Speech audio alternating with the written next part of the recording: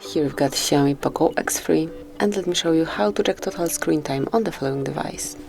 So at first you have to reach the settings, then find and select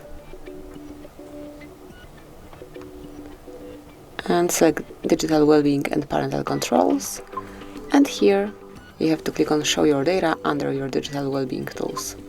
And here you've got the whole specification, so if you would like to read some further details, just click on it. And now you've got stats for each day.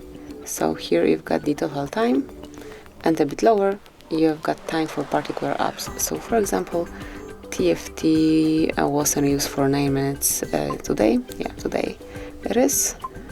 And then settings just 2 minutes. So this is it. This is how you can check total screen time in your POCO. Thank you for watching. Please subscribe our channel and leave the thumbs up.